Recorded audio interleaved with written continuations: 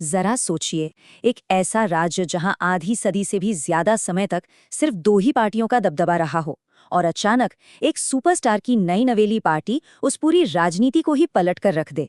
आज के इस विस्तृत विश्लेषण में हम बिल्कुल यही समझने वाले हैं। हम बात कर रहे हैं 2026 के उस ऐतिहासिक तमिलनाडु चुनाव की, जहां सुपरस्टार सी जोसेफ विजय और उनकी पार्टी टीवीके ने स्थापित ढांचे को पूरी तरह से हिला दिया।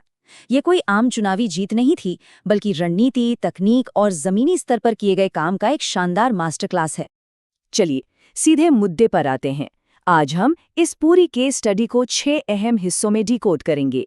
59 साल के एकाधिकार का टूटना, फैन क्लब्स का सियासी सेना बनना, उनका hi tech digital war room, voters का एकदम सटीक गणित, संकटों से निपटना और आखिर में गठबंधन का वो नया दौर जिसने नई सरकार बनाई। तो शुरुआत करते हैं हमारे पहले हिस्से से। 59 साल का वो ऐतिहासिक उलटफेर जिसने एकाधिकार की उस मजबूत दीवार को चकनाचूर कर दिया। पूरे 59 साल। जरा इस नंबर की गहराई को समझिए। 1960 के दशक से लेकर 2026 तक सत्ता सिर्फ और सिर्फ दो द्रविडियन पार्टियों, डीएमके और एआईएडीएमके के इर्द गिर्द ही घूमते रही। किसी तीसरी ताकत का आना लगभग नामुमकिन सा लगता था।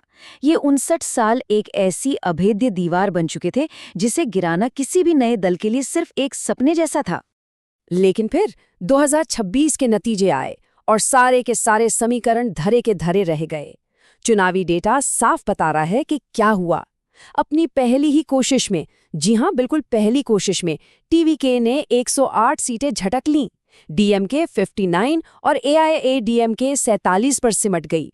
ये उलटफेर इतना जबरदस्त था कि तत्कालीन मुख्यमंत्री एमके स्टालिन तक को कोलाथुर जैसी अपनी वो पक्की सीट गंवानी पड़ी जहां से वे लगातार जीतते आ रहे थे। और विजय, उन्होंने पेरंबूर और त्रिची ईस्ट दोनों जगह से शानदार जीत दर्ज की, एकदम क्लीन स्वीप। अब आते हैं दूसरे हिस्से पर। ये सब रातों रात कैसे हुआ? दरअसल इस राजनीतिक चमत्कार की नींव तो एक दशक से भी पहले रखी जा चुकी थी। देखिए, बाहर से देखने पर लगता है कि ये सब अचानक हुआ, लेकिन सफर का इतिहास कुछ और ही कहानी कहता है। पर्दे के पीछे 85,000 फैन क्लब्स को एक पूरी आर्मी में बदला जा रहा था। 2009 में जनसेवा से जो शुरुआत हुई, उसने 2021 के स्थानीय चुनावों में अपना असली रंग दिखाया, जब इन्होंने 169 में से 115 सीटें जीत लीं। तभी असली हिंट मिल गया था। बुसी एन आनंद जैसे अनुभवी रणनीतिकारों ने इन फैंस को एक अनुशासित कैडर में ढाला।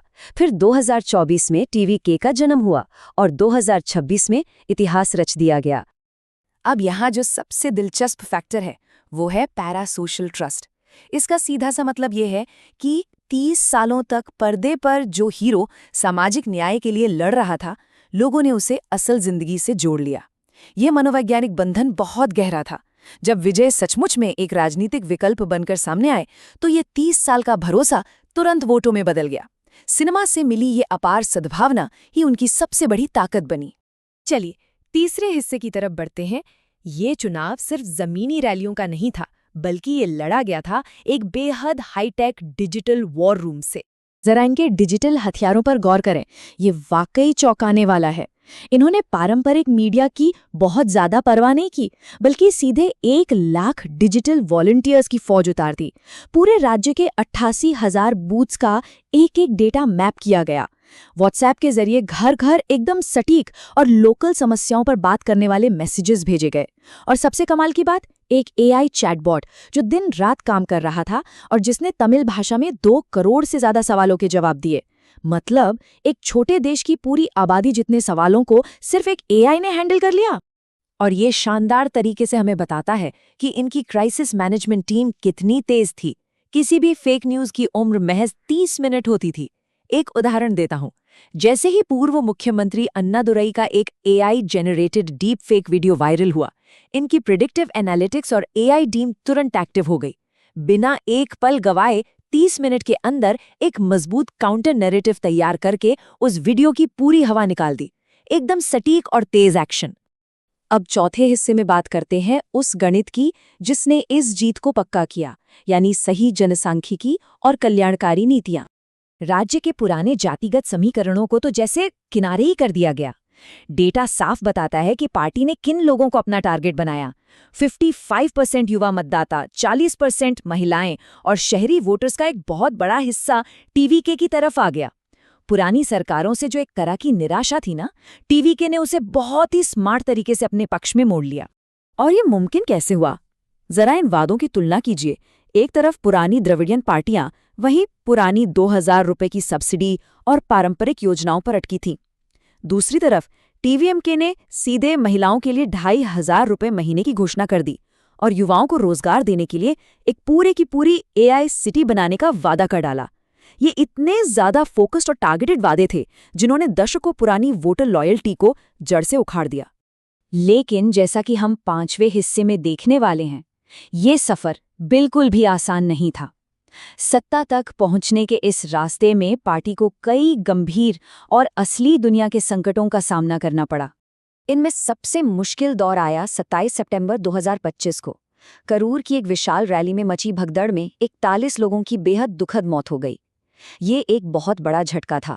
लीडरशिप पर केस दर्ज हुए, सीबीआई जांच भी बैठी। इसके अलावा इफ्तार पार्टी जैसे मुद्दों पर भी विवाद खड़े किए गए। लेकिन पार्टी ने बहुत ही निष्पक्ष और पारदर्शी तरीके से इसका सामना किया, तुरंत मुआवजा दिया और अपने मूल धर्मनिरपेक्ष सिद्धांतों पर कायम रहे, जिससे वे इस भारी संकट से उबरने में कामयाब रहे। और अब हम आते हैं अपने आखिरी हिस्से पर, इस ऐतिहासिक अभियान का अंतिम नतीजा और नई सरकार का गठन। चुनाव के बाद बने इस गठबंधन के आंकड़े देखिए।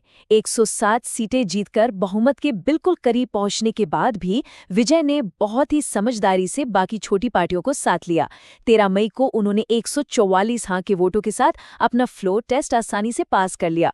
और इसमें सबसे बड़ी बात क्या रही? पूरे 59 सालों के बाद कांग्रेस पार्टी की राज्य कैबिनेट में वापसी हुई।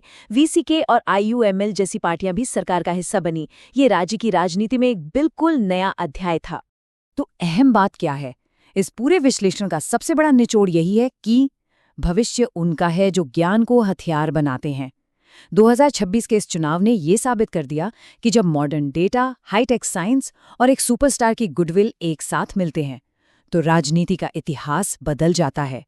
टीवीके ने जानकारी और ज्ञान को ही अपना सबसे अचूक हथियार बनाया।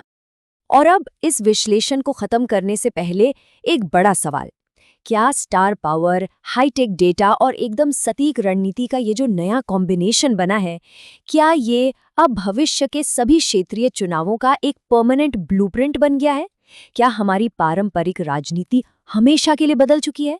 ये एक ऐसा सवाल है जिसके जवाब आने वाले वक्त में दुनिया भर के लोकतंत्रों की नई दिशा तय करने वाले हैं।